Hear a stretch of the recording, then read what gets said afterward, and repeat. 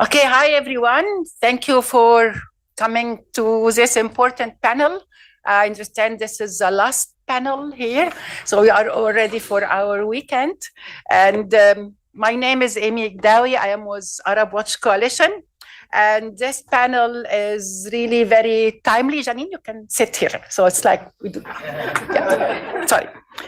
So it's, as many of you know, the IFC starting reviewing its sustainability framework.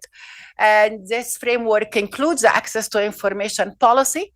Last time the framework was reviewed was 2012.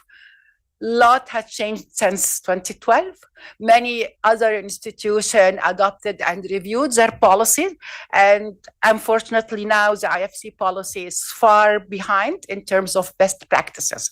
So in this session, we will just explore how the lack of information affect or impact communities. And we will explore the difficulties of civil society to find information on the website. We will also explore the different other policies that exist for other institutions. What are the gaps in this policy? What are the recommendations to bring it up to standard? And we will have someone from the IFC in charge of the implementation of the policy to respond to all of this. I really feel sorry. I'm sorry, but we understand the limitations. Anyway, so I will start by introducing the esteemed panelists we have with us here. So we have Janine Ferrati, and she is the Director General of the Compliance Advisor and Ombudsman, or the CEO as we all know it, which is the independent accountability mechanism of the IFC. And Janine has been leading the CEO since 2020. She will speak about the complaints that the CEO receives from communities all over the world and how information of the lack of information impact communities and might also impact the efficiency of the business of the project itself. We have Carolina. I'm introducing the speakers in the order they will speak because there is a narrative that we want to build here. So, and I have Carolina Junada. Okay. So she is with the Bank Information Center. She is the Environment Director and LAC Coordinator. And she has been with BIC since 2017. She has worked with communities in Latin America on many problematic projects. She will speak about two specific cases, one from Argentina, one from Brazil, and explain how the lack of information impacted communities, what are the difficulties that they have to face to find information on these projects that impact their life or claim to benefit them. We will have online Rafael Vaggiano, and Rafael is a legal officer with the Center for Law and Democracy. He is an expert in human rights and access to information laws. So he has expertise analyzing the different national access to information law and also access to information law of many international institutions. So he will present like a comparison between the current IFC access to information, the other national laws and institutional policies, and highlight what are the gaps and make recommendations to bring it up to best standards. Finally, we will have Brena, and Brena Landstrom. She works with the IFC Communications and Outreach Department, where she oversees the implementation of the IFC's access to information policy, and is leading the update process for the policy. She led it in, she is leading the update process now. So this is very timely for Brena to hear our from us. And in 29, she has been working with the IFC since 29, working on transparency and reporting issues for the last 10 years. So she will explain to us the current policy, how it's implemented, and response as possible to our critiques and our recommendations. So I will start with Janine. So Janine, you receive complaints from communities all over the world. And I wonder how many of the complaints, or what's the percentage of the complaints that you have received highlight the issue of lack of information. And if you think that maybe if information had been available early on, this might not have happened, or this negative impact might not have happened, or if you have seen projects that were impacted or like slow in terms of implementation because the communities don't have information enough to support the project. All right. Thank you very much, Amy, for organizing this, and thank you to my panelists for being here, and to all of you. So the first thing I want to tell you is that I am so glad you invited me to do this, because at first I thought, oh, okay, sure, I can do that, and then I started, asking my team for their ideas and what could we say, and all of a sudden I realized, my gosh, this is a huge issue. I know it's always been a huge issue, but I think for me, it's provided me with an opportunity to see how systemic it is, and how much we really need to kind of dig deeper into this issue. So thank you for that. So it is a very common, that much I did know when you asked me. I said, yeah, I know it's a very common. And just to give you an idea, in about 23% of our dispute resolution cases, it comes up, as well as in over 25% of our compliance investigations. And from the get-go, when complainants approach CAO, they really are already saying, we don't have the information, it's not timely, it's incomplete, things are missing. And I met just with some colleagues from the civil society who were telling me how difficult it was even to understand whether or not IFC was actually financing a project or not, even on their website. So we know that this is a problem. And why is it a problem? Well, it's a problem, I think, on a number of fronts. Well, first of all, it's a problem because it is an obstacle for civil society or affected communities to get access to remedy. If they don't know where to go, if there's how can they even access that? But I think it also goes even a problem more upstream. And that is to say, it's also a problem in the context of an environmental social impact assessment. How can an ESIA be even complete, thorough, actually understand the impacts and risks unless people have been asked what their views are? And of course, people can't provide their views unless they have some baseline data and baseline information. And that's why the ESIA good practice process is about an iterative engagement, as opposed to a one-shot kind of briefing or information session, as it were. So I think from the get-go, I think it compromises, and we've seen that, the quality of the ESIA process.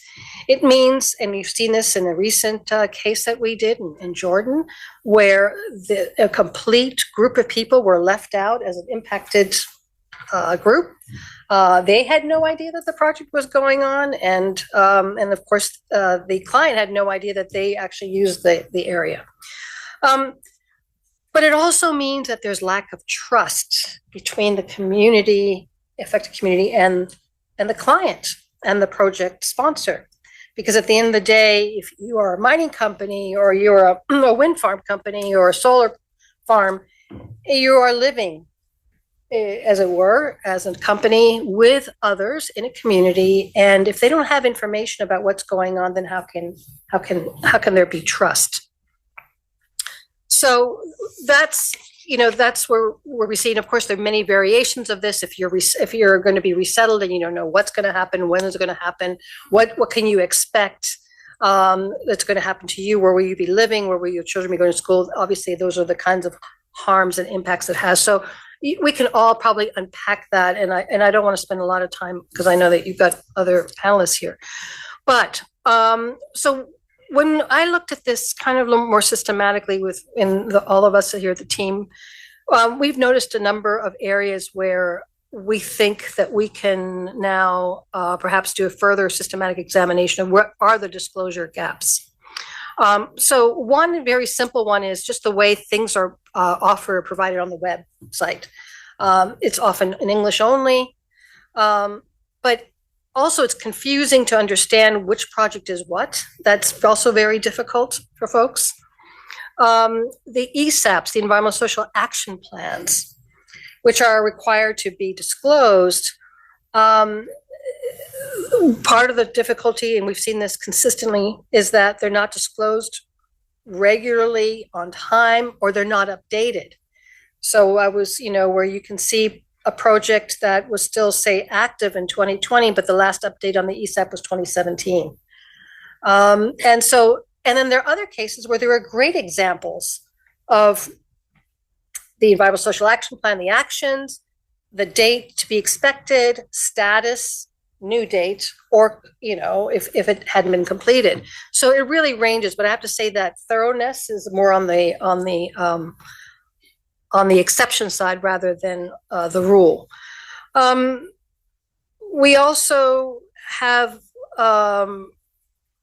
also see that as I already talked about, the environmental social impact assessment, also monitoring data and reports. That is something that's required as third party that's not there. So also the communities don't know what's going on. They don't know what the status is. Now, I talk about the ESAPs and I talk about the monitoring reports explicitly because that is what creates a lack of trust and a lack of understanding of what's going on.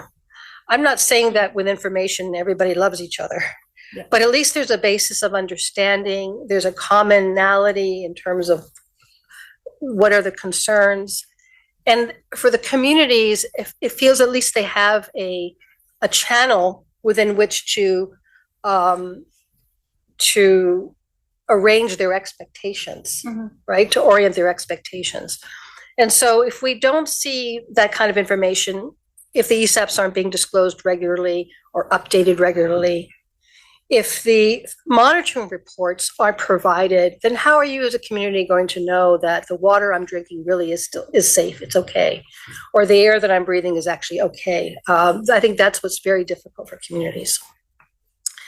And then I guess a final note that I would like to make, it has to do with the issue of in fact, I just lost my train of thought. It had to do with, anyway, I'm sorry. I'm sure I'll have an opportunity to get back to it, but there was one more thing I wanted to read. But I think the ESAPs and the monitoring reports are really the ones that are really important to create that trust and understanding. So if I may use my privilege as a moderator and jump and ask you a question here.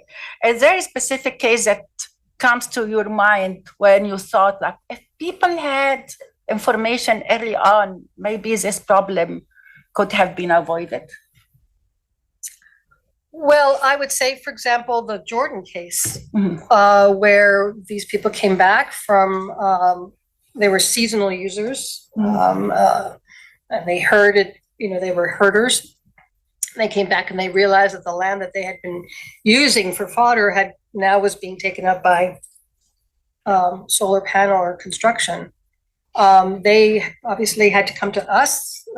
They felt disenfranchised. They had no way to get alternative, they had to find alternative means of fodder and things like that.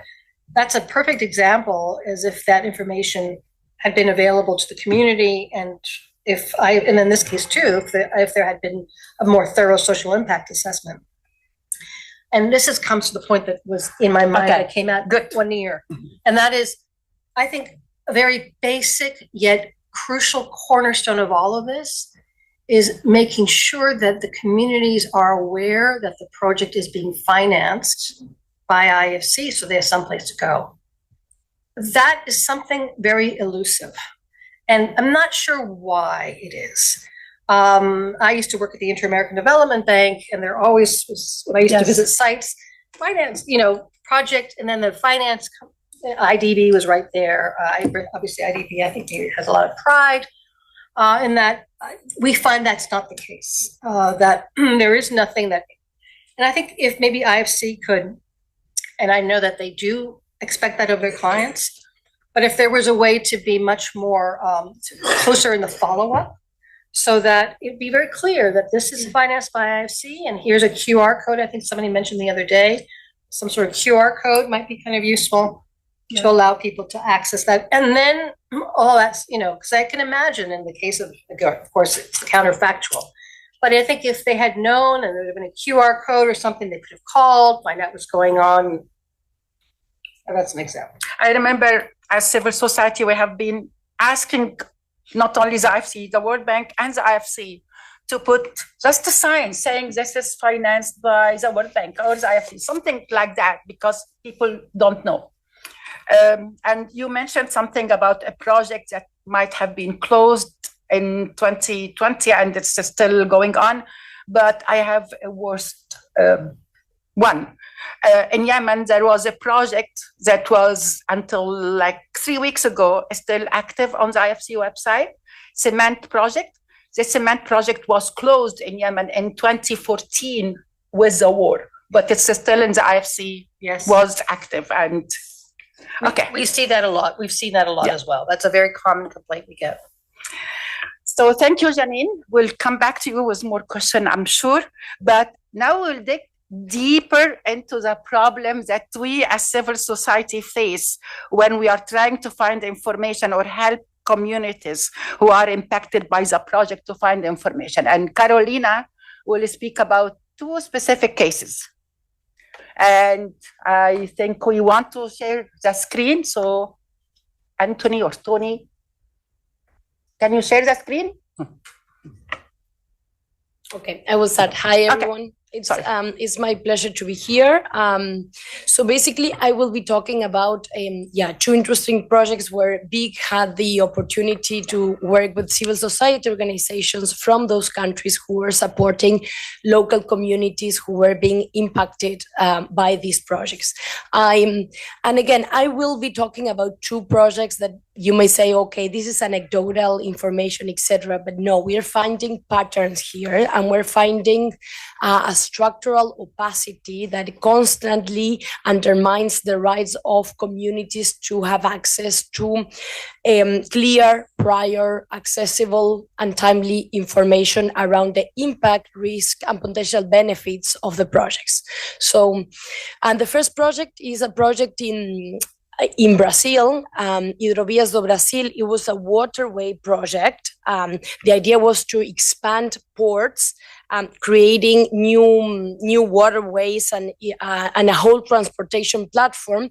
It was in the state of Pará, in an area in the middle of the Amazon, where you have a lot of Afro-descendants, indigenous peoples, etc. What happened in this project is just an example of what we see in other projects. But for example, at the beginning, there was an absence of environmental and social impact assessment, and other key documents that were not public. So that prevented communities from understanding, first accessing and then understanding the potential, the risks and impacts of the projects. So that document was not available on the IFC website until we reached out to the IFC, and finally they were able to publish that.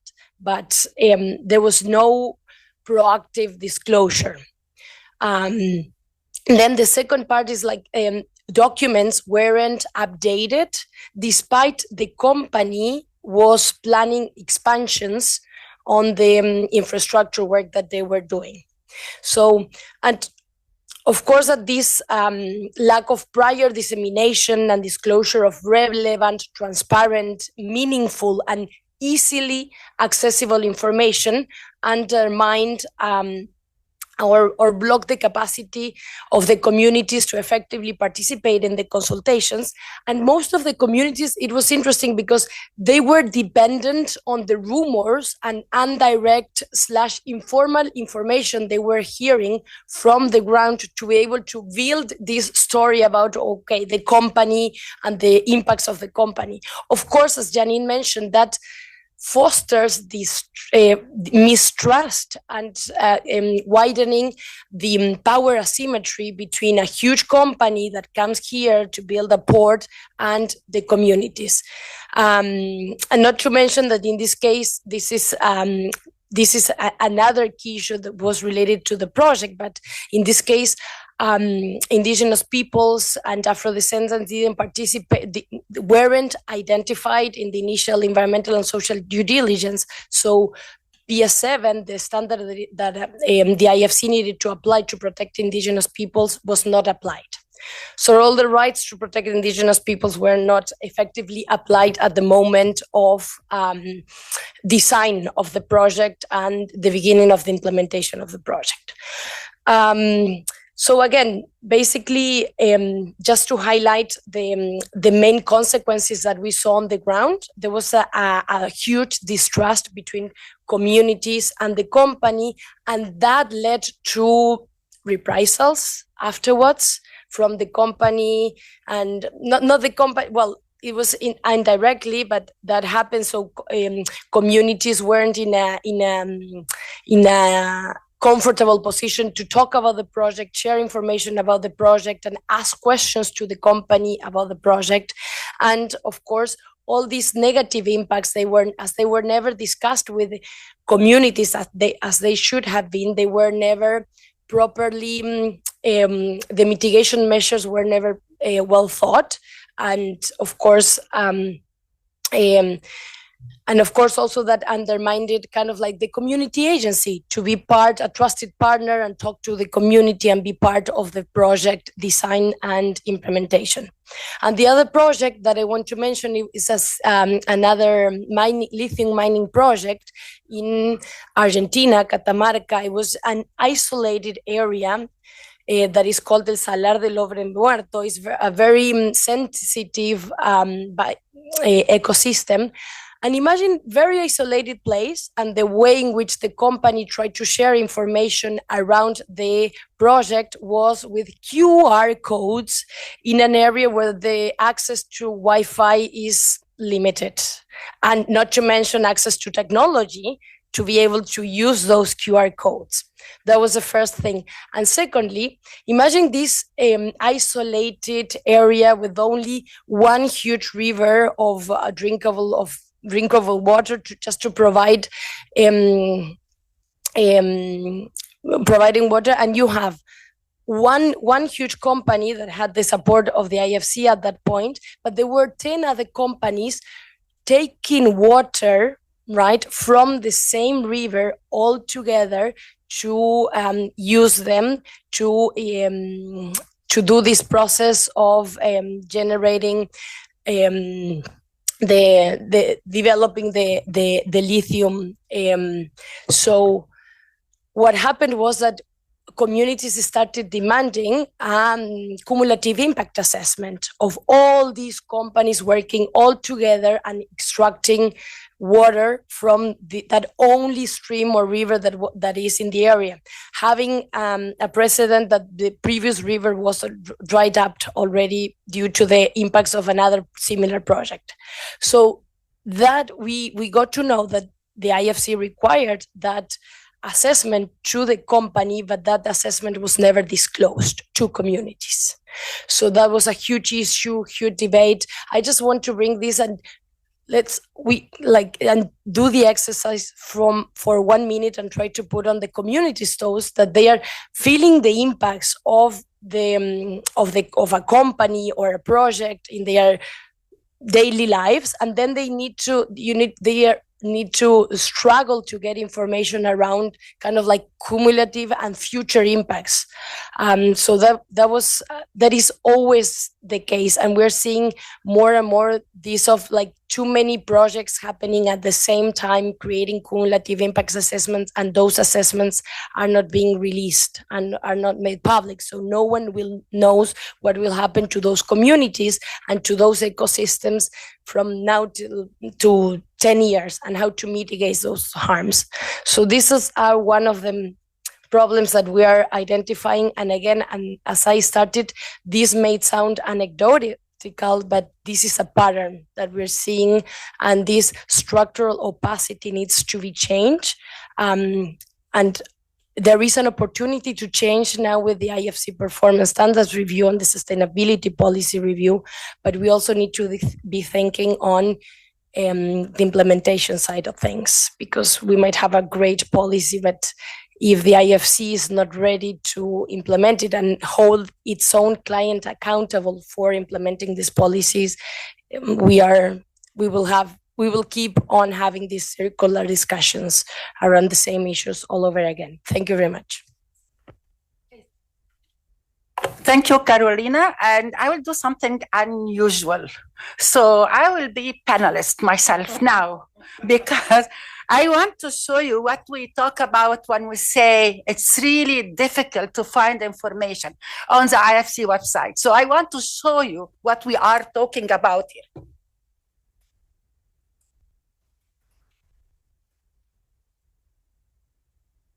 So let me go. So this is the IFC. I don't know if this one is working. Okay. This is the IFC website. As many of you know, I am Egyptian American. So I want to find information what the IFC is doing in my country, in my home country. So the first logical thing is I would click on where we work. So I go, as far as I know, Egypt is in the Middle East, and so it should be here. So I go here, I try to find anything on Egypt, but no, I couldn't find anything on my country. Okay, so I was told to go to disclosure. This is where I can find information. So I click on disclosure, and then I will go for advanced search. Again, as far as I know, my country is in the Middle East and North Africa. So I go here and I click on Middle East. And then under the countries in the Middle East, I couldn't find Egypt. So I don't know when Egypt moved from the Middle East. I was told that I can find it maybe in Africa now, but 3 weeks ago it was under the Middle East. So I don't know how the country keeps moving on the website. But okay, forget about it. Let's take another example just to show. Let's assume that I found Egypt, but now I will find Lebanon, my second country. And I will go to Lebanon to find out how many projects are there. So this number here is not the number of projects, 60. It's the number of disclosed documents. But I want to find out how many projects the IFC invest in Lebanon. So I go here. Okay, so I have all those documents. The documents are not organized by project. They are organized by the date of disclosure. So I can have something here on man holding. I don't know which project is this. The man holding is the name of the company. And then another document here on man holding under it. And then there is total here. And so it's like the information is still, it's not helping me to find out how many. I want very simple information. I'm not talking now about document or impact assessment or anything. Just I want to know how many projects the IFC invest in a country, small country like Lebanon. And I found this list of documents here. So what's total? What is this? I don't know. But it looks like there are many documents under total, which is the name of a company, and Al-Majjoua transformation. So it's like, this is how confusing it is for us. It's really, it is very confusing, even for us who have been working on this for years, and we are trained on how to navigate. It's still confusing. And just to add, no language. It's like I'm impacted communities, and that like it's all in English. And at least one small brief about about this project in my language will help me. So sorry, I'm back to the moderator role, and now I will ask Rafael, who is our legal expert here, to present. So Rafael, are you? Yeah, here is Rafael. He's joining us from Halifax, Nova Scotia, and he will present like what are the gaps in the current IFC policy, why it's very far behind from the best standards, what needs to be done to bring it up to the best standards. Thank you, Rafael. Thank you, Amy. And thank you also to all the other panelists. I'm just going to share my screen. 1 second. It says someone else is sharing the screen. I'm not sure. Okay. Here we are. Hopefully you can see my screen. Well, thank you very much. And thank you for the opportunity to speak today on this panel and to all the work that went into putting this together. It's a pleasure to join you virtually. I wish I were there in person, but I'm glad to be able to join you at least remotely. As was mentioned by Amy at the beginning, the policy itself dates back to 2012, although there were some amendments in 2013. So that is quite a while. The policy covers both reactive disclosure, meaning providing information in response to a request for a specific document or piece of information, and also proactive disclosure, which is, of course, publishing information without necessarily needing to have received a request for that information. It also covers the appeal process. As has been alluded to multiple times today, there are various aspects of the policy which do fall short of better practices, both by other international financial institutions, but also more general international standards on access to information, which are well articulated at the national level. There are 140 countries in the world that now have national level access to information laws, and there's a lot of work out there comparing these different laws and figuring out what the best practices and international standards are in this area. So I'm going to hone in on a few structural issues with the project with the AIP, the Access to Information Policy. I'm not able to cover everything in depth. We've talked a lot about proactive disclosure today, which is a very important aspect of the policy. For purposes of my presentation, I'm going to focus more on sort of some of the structural issues, more pertaining to the reactive disclosure aspect of the policy. And one very important part has to do with the scope of the policy itself. And under paragraph 8 of the Access to Information Policy, it says that IFC makes available information, quote unquote, concerning its activities. And this paragraph goes on to specify that relates to institutional information about IFC and also project level information regarding investments in advisory services supported by IFC. So already we see here in this paragraph that the policy itself is limited in scope to these particular areas. These terms themselves are not really defined in the policy, and they're somewhat unclear and I would say also unnecessary. The better practice, which is reflected both in other IFIs, such as the World Bank's policies, but also in most national level access to information policies, is to subject all the information held by the institution to the policy. That doesn't mean that you give away every piece of information. There should be a presumption of providing the information, but there should be a list of exceptions for certain overriding interests, kinds of information which shouldn't be normally disclosed. But the actual scope of the policy should cover all the different documents and information instead of having this unnecessary limitation in that regard. And this brings me to the next related topic, which has to do with the way exceptions to information are dealt with under the policy. So as a general standard for these kinds of policies and laws at the national level, there should be a broad right to access information, and this should be subject only to limited and clearly defined exceptions to protect certain overriding interests. And what interests are legitimate is something which is sort of well established under international standards. In contrast to this overall approach, there's a weakness in the current access to information policy, which is that the list of exceptions is not exhaustive.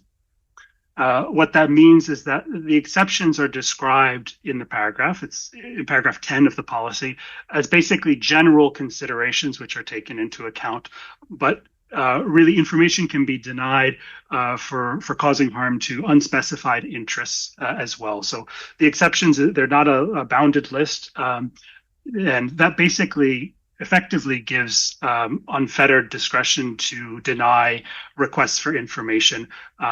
And that is quite problematic from a perspective of international standards. I also want to just emphasize that it's very unusual as well. It's contrary to the practice of other international financial institutions. For instance, the World Bank's policy has a specific number, I believe it's 10 exceptions, and it doesn't have an unlimited number of exceptions. It's not it's an exhaustive list. And also, this is the approach of an overwhelming number of national level access to information laws and policies. In terms of other issues with the exceptions regime, as I mentioned before, there are very specific standards under international human rights law in terms of what kinds of information can legitimately be withheld. And also, all the exceptions should be subject to what's called a harms test. What that means is that the exception only applies if the release of the information is likely to cause harm to the interest. In the policy's exceptions, as currently written, there are a number of very broad, I would say, category-based exceptions, and they're both very broadly written, and many of them are not harm tested. And just to provide one example, we see here, for instance, in paragraph 11A, you have an exception for public financial, business, proprietary, or other non-public information about its clients, its member countries, or other third parties. So that's a very broad category-based exception. If someone's making a request for information, it's because they're looking for non-public information. There's no clear interest that's identified in that exception. There are, of course, certain kinds of information which would fall under those broad categories, which may be legitimately withheld, but it also goes beyond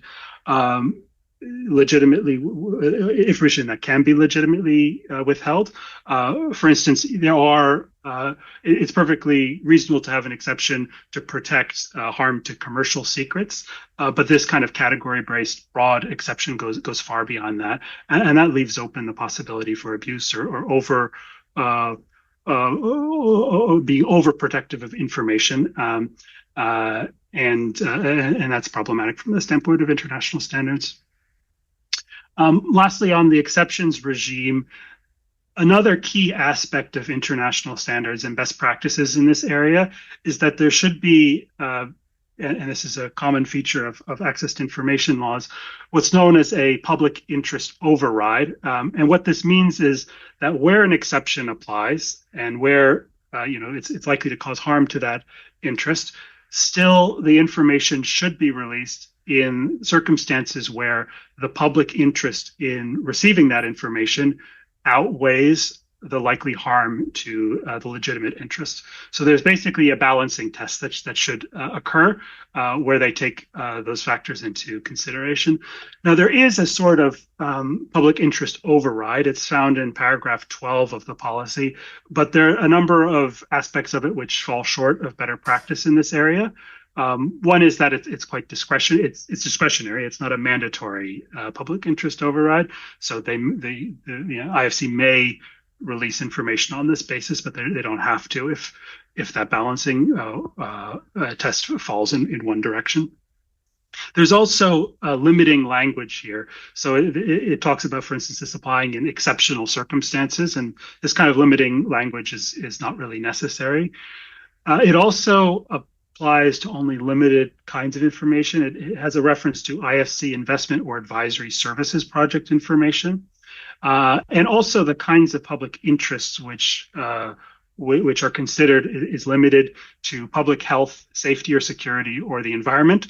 All those are very important interests, but a better practice is to have a general public interest override applying to all kinds of public interests. And that would include other issues such as, for instance, information that would reveal malfeasance or corruption. There are other interests which fall into a general public interest. So the better approach is to refer generically to public interest, and then you can also say this includes certain particular categories such as public health, safety, security, or the environment, but having that not be exhaustive. There are a number of other areas for improvement in the policy. I can't touch on all of them today, but some of the other areas include, and this has been discussed by many of my co-panelists in both Janine and Carolina's presentations, the issue of the importance of proactive disclosure and things like out-of-date information causing a lot of harms to community, and that's a very key aspect of how people receive information in practice. There are also, and I should say, in terms of the proactive disclosure issue, that is primarily an issue of implementation, but there are also aspects of the policy which could be amended to improve those practices, to have specific language talking about introducing requirements to update certain kinds of information in a timely way. There's also aspects of the requesting procedures which could be improved. For instance, there's a broad provision to not accept blanket or frivolous requests that's sort of open to abuse, because these terms aren't defined. And you could ask for a lot of information. It's not necessarily a blanket request, but since that's not defined, it's not exactly clear what that means. Sort of better practice there is to restrict it to vexatious requests and to have a specific definition of that. There's kinds of information or requests which are trying to irritate the institution or try to engage in otherwise illegitimate behavior. But it's important to not have an overbroad provision for declining requests like this. And there are other aspects of the request procedure, such as there's not a very concrete provision for providing for requirements to assist requesters with their requests, particularly requesters with special needs, such as disabilities or persons with illiteracy. So there's a lot that could be improved in terms of the requesting procedures there. Also, aspects of the appeal process could be improved. There's quite a limited scope of the appeals, which are under the policy limited to whether the information falls under the scope of the policy, and also whether there was a reasonable basis for not disclosing. But there's, of course, a lot of other potential violations of the policy which should be subject to an appeal, things like the timeliness of a disclosure, and also whether the public interest override was correctly applied. And that's actually explicitly excluded from the purview of appeals. So those were the main points which I wanted to discuss today. Again, pointing out some of these sort of structural issues with the policy, particularly as they pertain to reactive disclosure. And wanted to thank you very much for your consideration to these points and for the opportunity to speak today. Thank you, Rafael. And it's a lot of recommendation. As we can see, there are many gaps. And I will give the floor to Brenna. Brenna, we understand you are implementing, you are in charge of implementing, you are not the one who puts the policy. And you are just in charge of implementing it within the limitations that you have. But you are also now leading this process of reviewing this policy. And I hope many of the comments and critiques that you heard today are useful.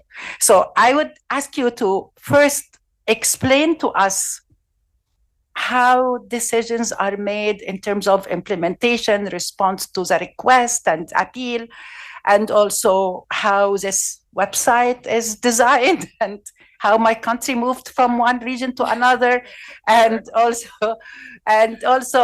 what are the things that you heard today that you think that are low-hanging fruits that can be in the review, or things that are very complicated. I understand that you might not be able to answer everything. Go ahead. I'm going to try because it's very passionate about this issue. So thank you, and no pressure, right? But thank you for the opportunity to come, and thanks for the immense amount of preparation that went into your presentations from my fellow panelists. Very thoughtful presentations, and again, recommendations from our colleague abroad. But I thought it would be helpful maybe if I, got into some of our efforts to address some of these implementation shortcomings that Janine and Carolina raised, as well as our panel and moderator on the website, both now, but then also in the context of the update for the policy, and then also maybe provide a short summary of some of the feedback that we've received to date in terms of some of the recommendations for the policy update. So I think firstly to say that we're very much on the same page that access to information to communities is absolutely critical. It's something that leads to better outcomes for everyone. This is something we communicate with our clients, internally to our staff, and obviously I don't need to share with this audience, but it's critical for the project affected communities.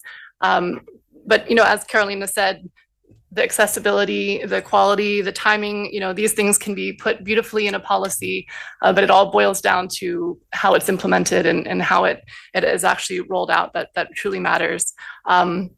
So from a website perspective, we get involved at projects at different stages of stakeholder engagement, and that can account for what is found perhaps in the very initial disclosure, right? What is described in environmental and social review procedures, and we fully recognize the importance of keeping these things current. And apart from our own kind of internal checks and work on these matters, it's through engagements like these where we are, it's brought to our attention that these, this information needs to be updated. And so I know earlier engagements this week with some of my colleagues here from the ENS department have flagged, disclosures that we're working to update. So all of that is very much appreciated and a critical part of keeping these disclosures relevant. But certainly, we will use this update process to, make the requirements clearer, to be more consistent, I think through these, through updates, but to make it clear for IFC colleagues, for clients, and for the public. But in terms of IFC's own commitments through the policy, I've heard the concerns around accessibility of information that we make public. Our current policy, obligations in terms of accessing our own disclosures is doesn't go beyond having a website, submitting information requests, and now a closed info shop. So it's clearly a bit outdated, right? It may be overly prescriptive in that sense as to where and how information can be found. So, considerations related to people with disabilities and local disclosure and language, these are issues that we'll be discussing as part of the update. But some improvements obviously don't require a policy change. So the website has issues. I think internally there's some pain points as well. We disclose thousands of dynamic pieces of information over currently 3,000 active projects. And these draw on several internal systems and procedures to keep them all up to date. And so anytime we have taken on and rolled out new or additional transparency commitments that involve kind of a life cycle commitment to disclosure, we've needed to introduce these internal checks to track and establish kind of what I call an information supply chain, right? From where the information is produced to who inputs it into a system to getting that into our disclosure platform and then pushing that publication button. A lot of things have to go right to get that on a repeated regular basis, and there's a lot of pieces to put in place. So that's a challenge very often given the broad range of products and industries and projects that we have. But we are always looking for ways to make this to improve to be more consistent. And I was saying earlier, I don't want to oversell it, but we are getting an upgrade to the project portal, its content management system in just a couple months. And I don't want to, I want to get this right. It's the 2.1 version of web content accessibility guidelines. So this will introduce new, features such as keyboard navigation, color contrast, text sizing, and incompatibility with other assistive technologies for screen readers. So this is coming. These are technical upgrades that we, will work to integrate and leverage, World Bank resources as well. In terms of the format, all these different fields, we've worked over the years to get things out of PDFs and into machine readable formats so that these can be fed into broader data systems. But that's why we have so many different fields on our project disclosure. And in fact, on a monthly basis, we push all of our projects to an international data standard, the International Aid Transparency Initiative. And once again, it's why these pieces on IFC's website, maybe in comparison to other institutions, are broken into these different components, is to facilitate this process. But we all know PDF sometimes, is all you need. So we have that print to PDF function. But there was also a time when we had a lighter coding language for our project disclosures, just to allow for easier download for low bandwidth users. And we learned, though, that the projects then couldn't be searched through Google if we used that coding language.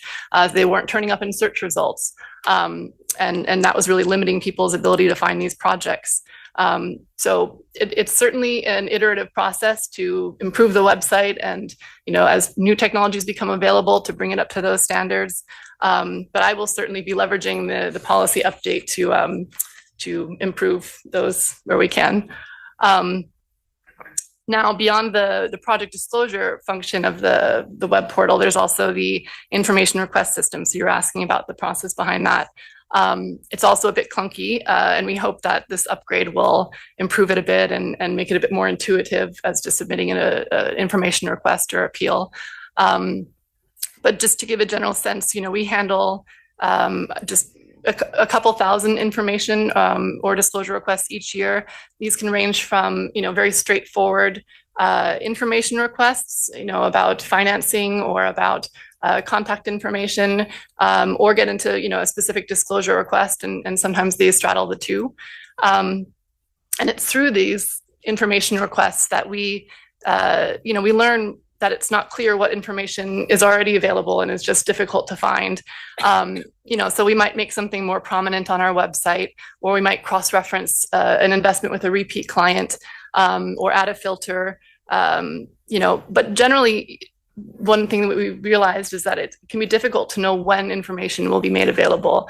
And I call this like disclosing a negative, right? When you can't, something is not applicable at that time or may become applicable, it's hard to clearly articulate that. And that's a, communications challenge that we sometimes struggle with. But we often, when we field specific disclosure requests, we often work closely with our stakeholder engagement colleagues in the different regions to help us respond, to better understand the information requester's needs. So, it might not always be a straight line from the initial request to the final response, and sometimes it might even mean ongoing engagement. But our goal is to be as transparent as possible, while we work within the constraints of the that are unique to our clients. And then when this doesn't go as planned, we have this appeal mechanism. We have a two-tier appeal mechanism. There's the AIP advisor, and then there's the AIP panel. So again, as I was saying, some improvements don't require a policy change. We had our first appeal to the second level appeal mechanism. And in response, we have since launched a page dedicated to the process where decisions will be published. And leaning on the bank's implementation practice and experience, we've developed and published AIP panel procedures, to provide greater clarity about the process. So these are, again, the iterative process of putting a policy into implementation. So I'll just try to sum up on the second point that regarding the future plans and the policy update. considerations.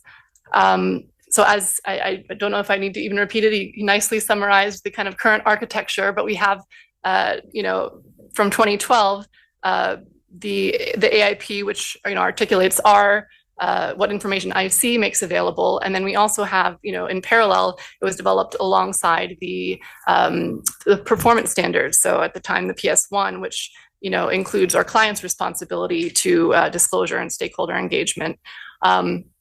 But within our policy, we had this positive list and the negative list, the information that we, prescriptive describe what we will disclose, and then the list of exceptions.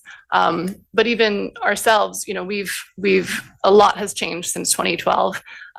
We've expanded our proactive disclosure practices, and it's high time to reflect these where we can. So it's very clear what the expectations are around what we will disclose and for what types of projects.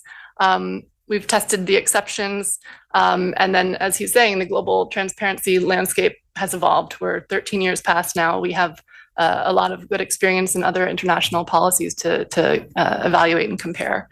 So just, yes, maybe a little to give a sense of where we're headed. We published the Sustainability Framework Update Approach paper, I believe back in April. And with respect to the AIP, we mentioned, greater alignment with the bank's access to information policy. So we're closely looking at that, both in substance and form, the architecture of a principles-based higher level policy and a more prescriptive directive. We're going to look at their processes and procedures and lean into their experience in implementing, the clarity and the definitions that they have refined over time just through their sheer volume of their operations. And then also how they measure and report on implementation, I think would be effective in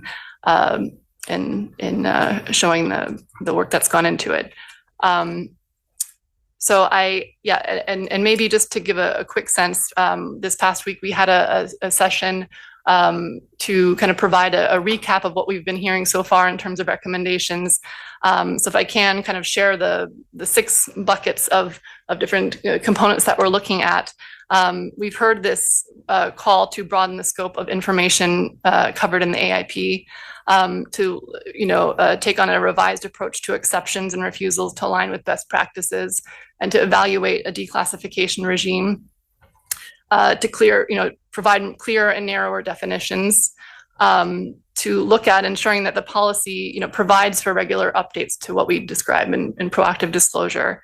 On the implementation side, to adopt best practice for information requests and appeals, to enhance the website for greater navigation and accessibility, and then again, improving that consistency, quality, and timing of project disclosures. And then this very other large bucket, which is the proactive disclosure that we'll want to evaluate. We've heard on, recommendations around project level climate assessments, what we disclose on stakeholder engagement activities, private capital mobilization, trade finance, and then also evaluating how we codify, areas where we've already gone beyond our policy now, such as blended finance and FI sub-project disclosure. So, we as I think you mentioned, transparency is very cross-cutting across all of the different performance standards.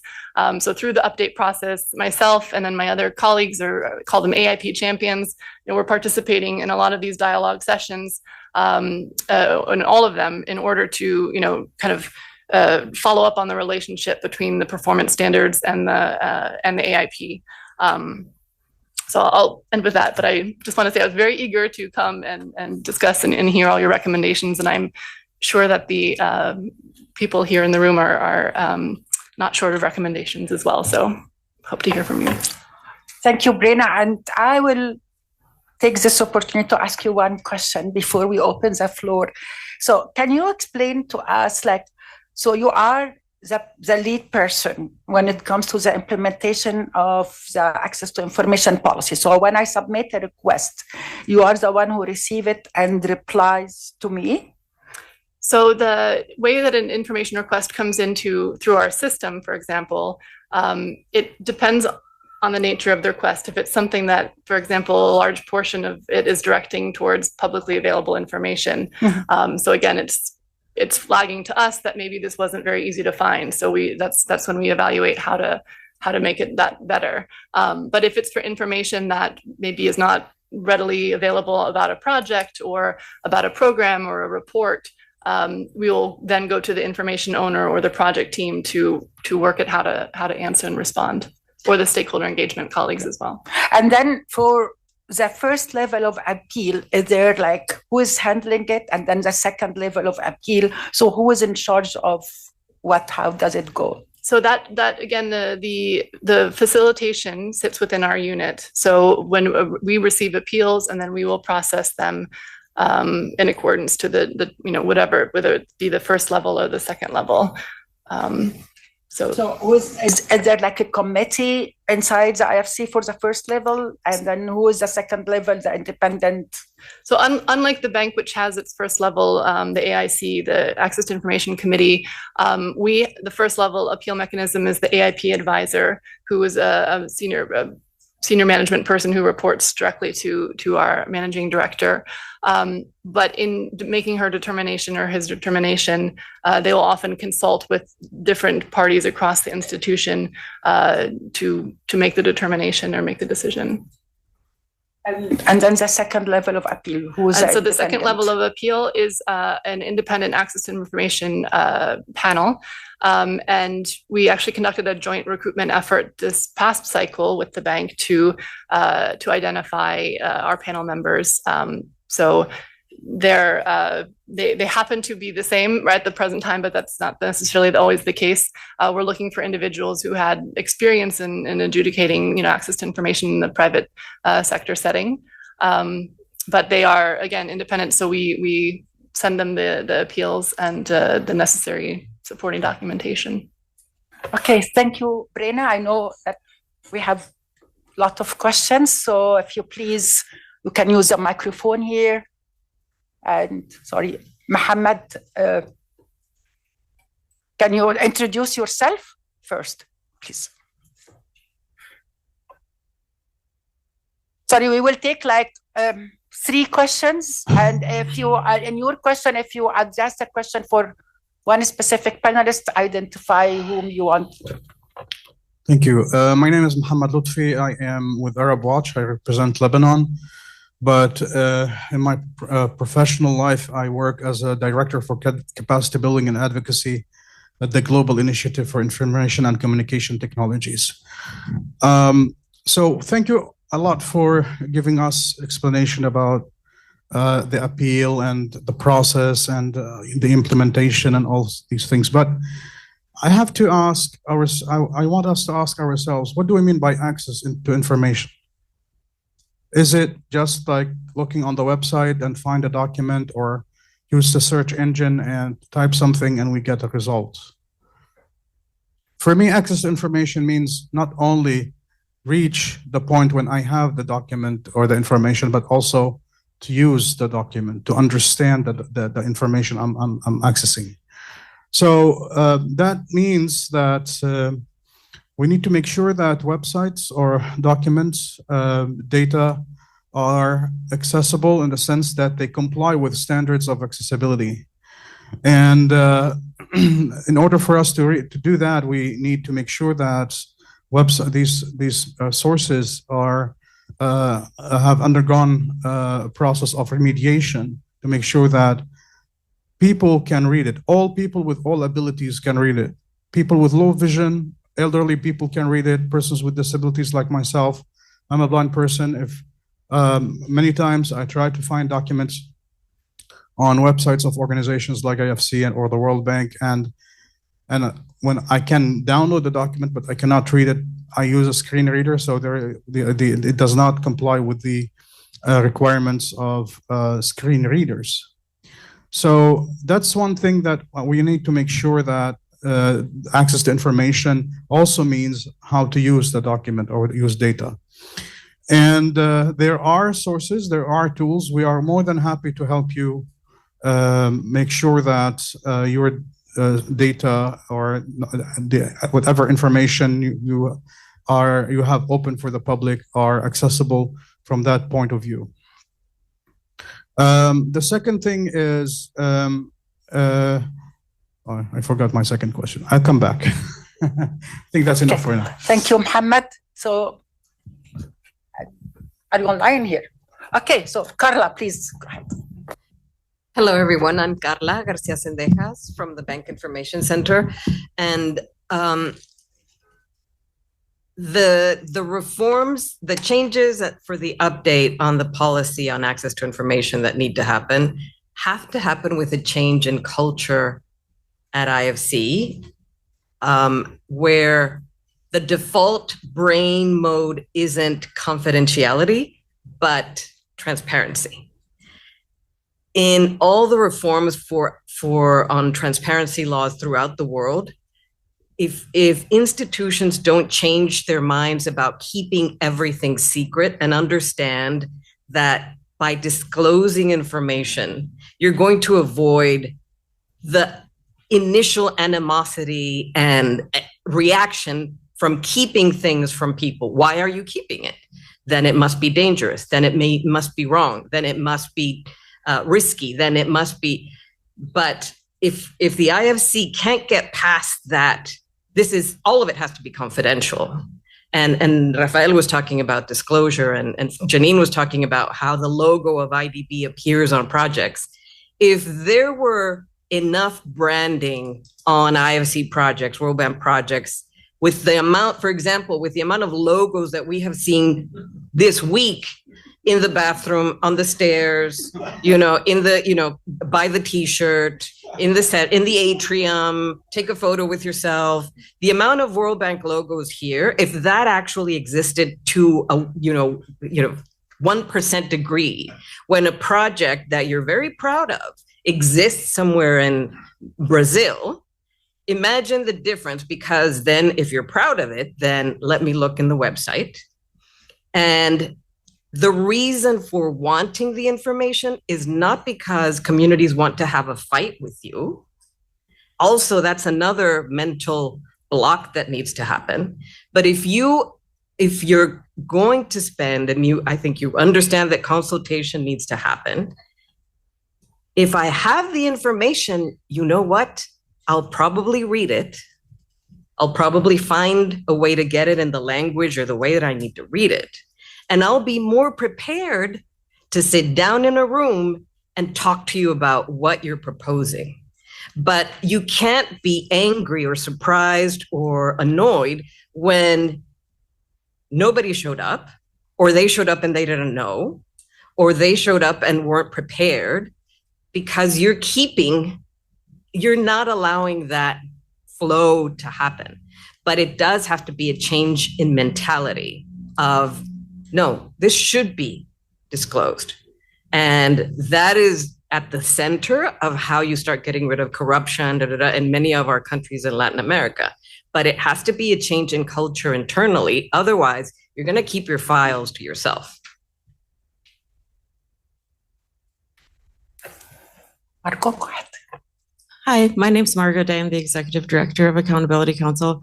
I genuinely appreciate the sharing that there's been between 1,000 and 2,000 requests for disclosure a year, and then that there's opportunities to learn from those requests to see how we can improve. I was wondering if, Brenna, you'd be able to provide just a little more color for us in the room, like, I don't know, what are typical types of requests? What's the rate of disclosure? What are the exceptions that you see applied most often? Just maybe a little bit more color of kind of what you're seeing on your end would be, I think, helpful for all of us to understand a bit more about the scope of the process. Thanks. Okay, so we have 3 questions. So let's take a quick, who wants to, I guess most of the questions. Okay, go ahead. Go ahead, Brent.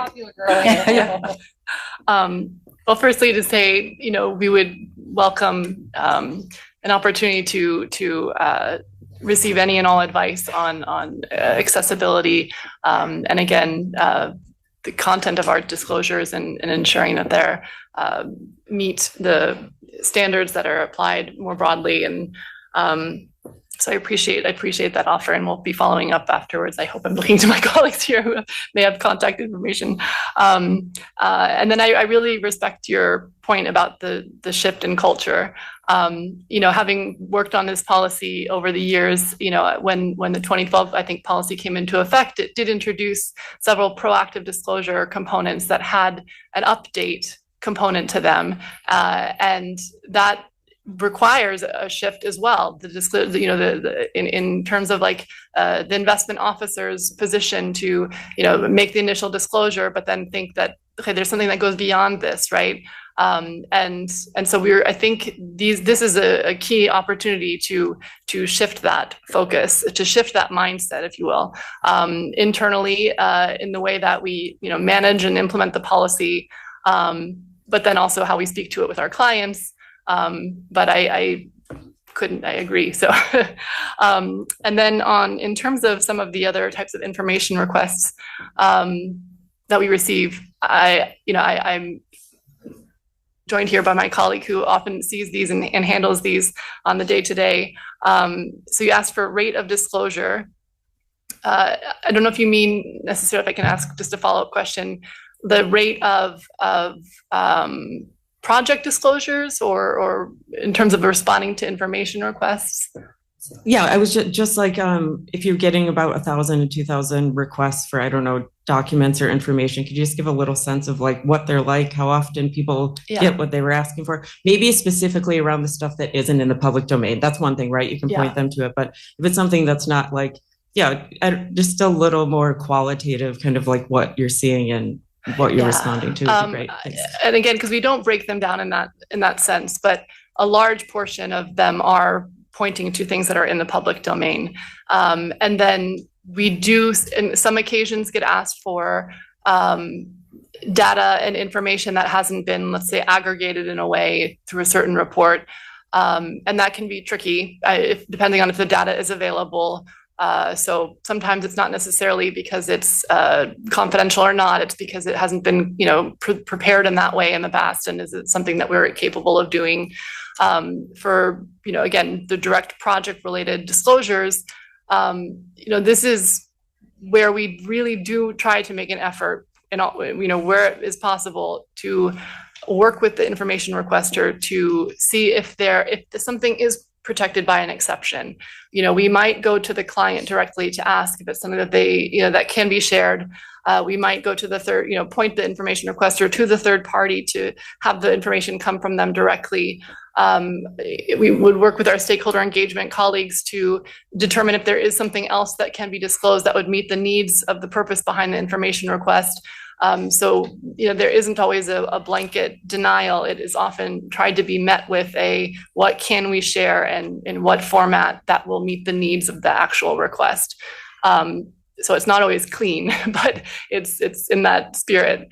And then I think, in terms of what isn't disclosed, when there is a hard and fast exception, it usually is around those, information that is protected by the commercial sensitivity of the client. A project might be a delayed disclosure because it's an equity investment in a listed company, or there's a bond issuance, and those kinds of things that are, specific to the activities of a private sector focused institution. Okay, thank you, Brenna. I'm sorry, I will use my privilege to ask a question and add it to the common questions. But I understand the exception for commercial sensitivity, which is for us is really broad. Sometimes we don't understand it. And my question would be, when you answer the rest of the questions, why you don't disclose a document and maybe redact the sensitive information, but instead of just rejecting the disclosure altogether. So, Christian, go ahead. Thank you for this important critical discussion. I'm Christian Donaldson with Oxfam. I just want to very quickly follow up Carla's point, because I think that's a very critical aspect. We can have a greater policy, and hopefully we'll have after this update, but it won't go that far if there is not that change of culture or behavior. And I like to hear your thoughts if there is that kind of conversation of how to do that in the institution, because that change happens when there are the right incentives for people to do something and to start changing that behavior based on reward and other things. Because one of the two main answers that I've been working on issues on IFC since 2016, and statistically speaking, in my own experience, there are two main answers that I get when I ask for information. The first one is why? Who uses that? Who wants to use that information? That goes to the question of culture, the protectiveness of that information. And the first thing you think is, oh, something is wrong there. The second main answer is, oh, sorry, client confidentiality. So could you share a little bit more about if there is this conversation of how to change the behavior, what type of incentives are needed? Thank you. Okay, so I'll guess we will take like 3 more questions and we'll close up. Marco, go ahead. Hi, Maggie Federici. I'm a consultant for International Rivers. Pretty simple question. I'm still learning about this myself, but I was curious in the upcoming review of the access to information policy, what you're looking at in terms of advisory services projects. I understand that there's, I think at this point, no environmental and social information that's disclosed for those projects. I could be mistaken, but if there's plans to do so, yeah, thank you. Thank you so much. My name is Latif Johar. I'm from Balochistan. I'm affiliated with Human Rights Council of Balochistan, a non-profit organization focusing on Balochistan's human rights situation and violations. So information is a first thing for every knowledge and every. I believe, and there should be no need for the communities to come to you after you decide the project to ask what is in it. Communities should know, be consulted before company or IFC public the report after their approval. That should be the first step taken. After that, if that doesn't happen, of course, it's a project, it's information can be wrong, can be misused, can be rewrite. That's a different thing if someone come after to you. And the question is, and also it's like it's not just the information. Informations are there, but are they impartial? Who write those papers, conduct those assessments? Is there any fact checking? Because there are some very sensitive issues. Like I can give you an example of Barrick Gold and IFC's project as well, involved in power project and rhyodic mining project in Balochistan. If the Baloch people are fighting since 1948 against Pakistani government because Pakistani government trying to deny their indigeneity and their identity to even erase it, Barrick Gold published its report and also IFC approved it that the Baloch are not indigenous people. With these kind of claims, these kind of actions, I'm from Balochistan. I have seen young people, they grow up in this war and now they're fighting in mountains. They're never gonna accept it. They said, there's no more question to ask. Just stop it and pack your belongings and go. If that's the behavior.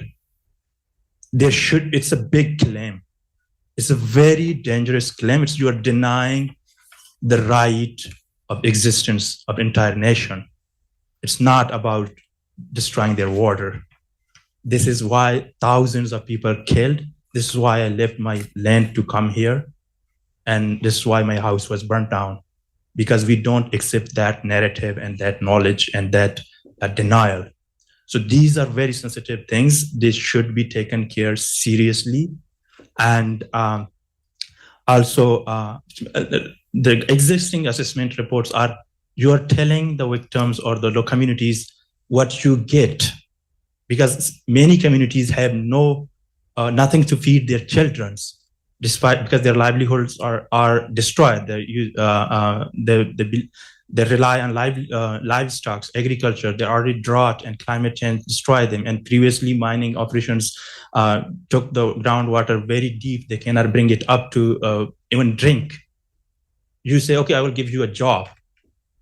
But there's no report and information and knowledge sharing that if you dig that land, you bring this, use poisonous like chemicals, and you dump it back on a grassy land, what are the consequences of that? What are the risks? If you get one job, but you cannot grow wheat on your land, company never tell that. Neither IFC has this information on their website, neither they said they were going to consider.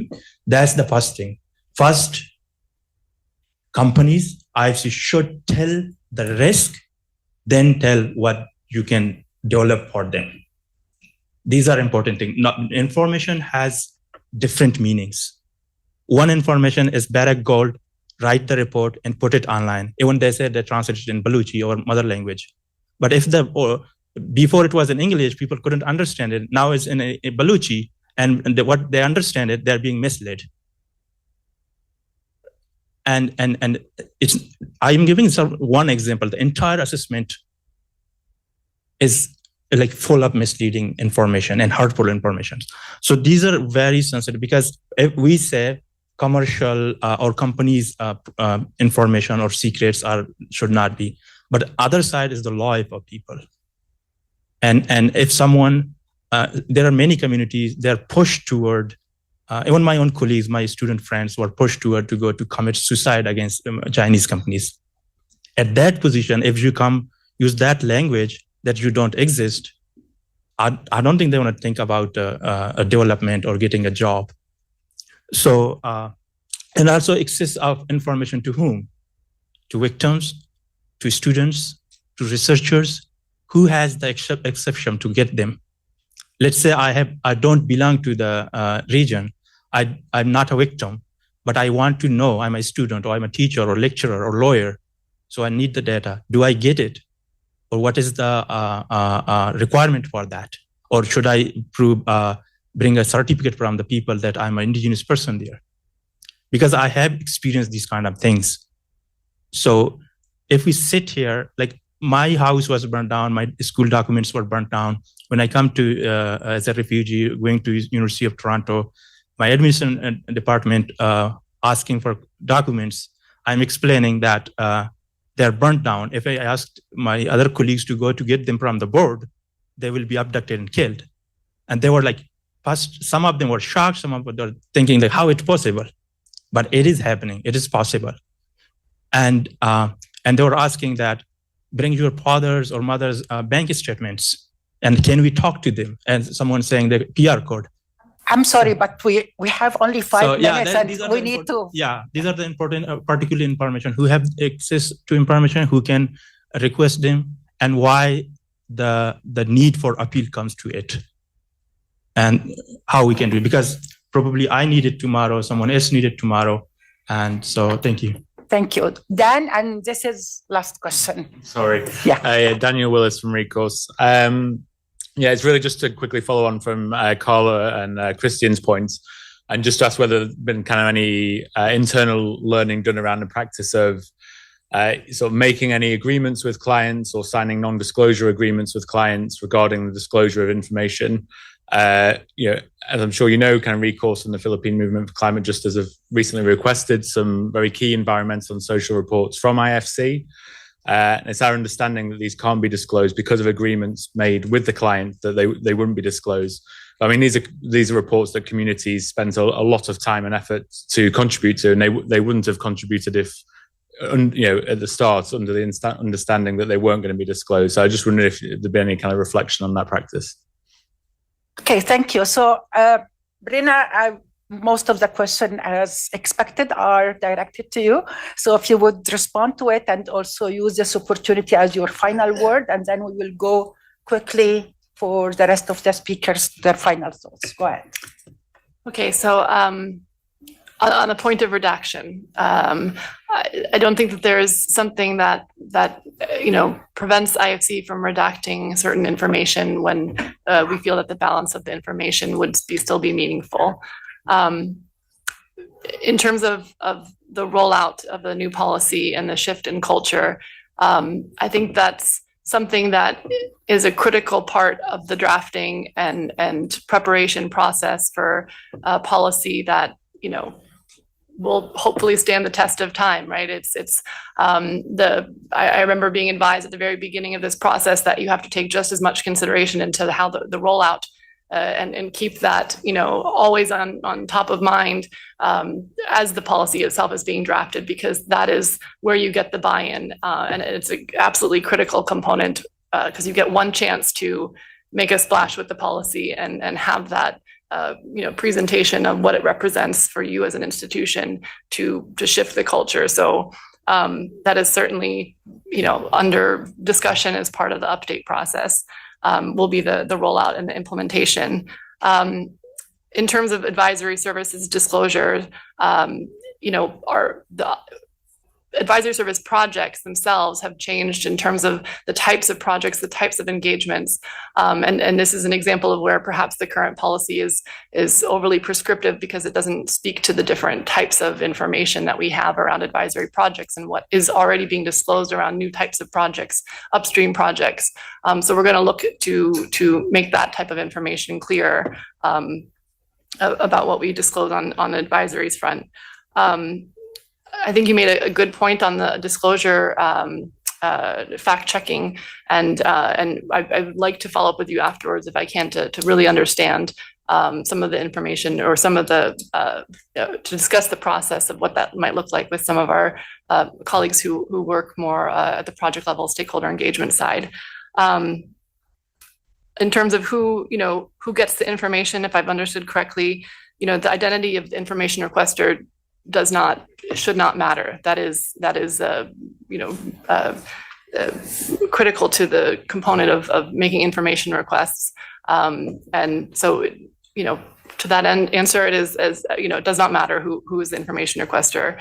And then in terms of what we'll look at from a contractual standpoint, a robust access to information policy should cover the basis of what information is necessarily protected and what can be disclosed.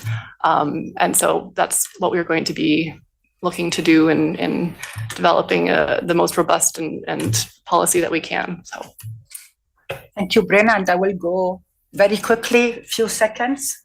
Go ahead, Janine. Thank you. I want to share with you my takeaways, and I think, Hamad, thank you very much for your intervention, because for me, what it showed me was access to information is about three things. It's about procedural elements.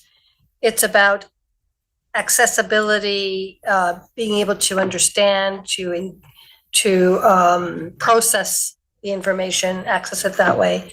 And the third one is this relational issue, and I think the last intervention explained about that, which is about the trust, about information being from the communities to the ESIA back to the communities, and how this is an iterative process, and that's the whole idea. Other point is, website and platform accessibility are real issues. I know that CAO, we have those, and Catherine and Andres who's here, we've worked really hard and we still have a ways to go. I mean, I have to say, sometimes I use Google instead of my own website. And that is, that's hard, but we got to do it, right? We got to do it, because if it's hard for us, imagine. But also, I think it's also about this culture both internally within IFC, but also, and I would say from CAO's perspective, also IFC does a good job in many cases, but in other cases, it doesn't do enough of a good job to get its clients to do the right thing in terms of disclosure, both in terms of updates and so forth. And I would also say engaging with the community once again. We know of projects. IFC was one of them. I was involved in one where the community was part of the monitoring effort. They were given the ability to go out and test the water and so forth, to build that trust, to build that sense of a common understanding. And then finally, the AIP review. Good luck. I think it's a great thing that we're going forward. And I think, Daniel, your example is one where I think that's a good one for the AIP to kind of fix, right? Those kinds of things. Thank you. Carolina? Really quickly, I have a question that we don't need to fully unpack here, but it's just to finish this with a question. Like I've been asking, after supporting communities and local partners, NGOs in these processes to get access to information, is who benefits from this lack of disclosure? Like at the beginning, one would say, okay, yes, I mean, the IFC is trying to protect the client. Yes, of course. I mean, they are like, based in my experience, yes, IFC is always trying to make sure that the client is happy, that they are not bothering the client, that they are not asking too much from the client, etc. But it appears to go beyond that, and this also is related to kind of like institutional incentives, as it was mentioned, staff culture, like power imbalance, etc. So I think it's important, to unpack this question also, like who benefits from this? Like no one, but how addressing this question might be helpful to solve some of the kind of like issues that are around the problems of lack to access to information. Thank you. And in development particularly. Thank you. Thank you, Carolina. And Rafael, your final thoughts. Thank you very much, Amy, and thank you to my co-panelists for all their very interesting insights today. My presentation focused quite a bit on some of these technical legal issues with the structure of the policy and so on. But I do want to say that I'm also very appreciative of the broader points that were made on implementation and on the importance of cultureship for any sort of implementation. And that's not really something that's unique to IFC. This is something we see in access to information policies throughout the world. There is always this inherent reticence to provide information as sort of a instinctual response to requests for information a lot of the times, and that requires a sort of cultural shift. But that doesn't mean that the policy itself, that reforming the policy itself is not important. When you have very broadly worded or unclearly worded parts of a policy, it does provide more wiggle room for not providing information, or just makes things unclear on both ends of requests as to what the correct way to proceed is.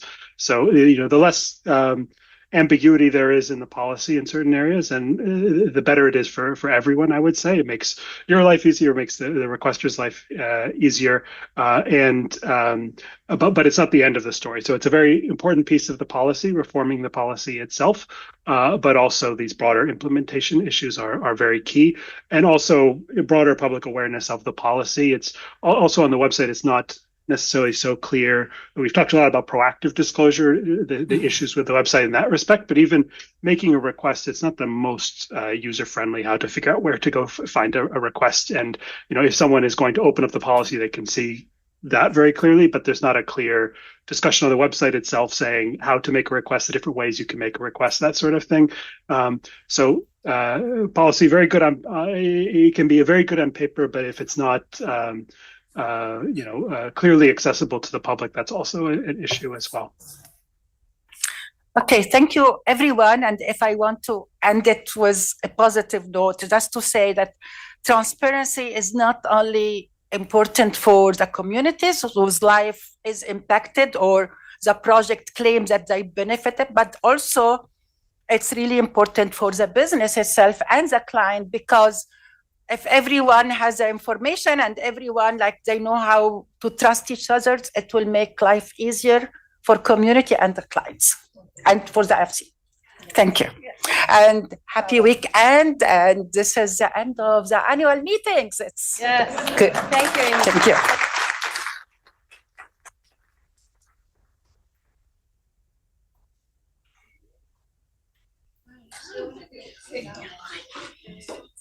Recording stopped.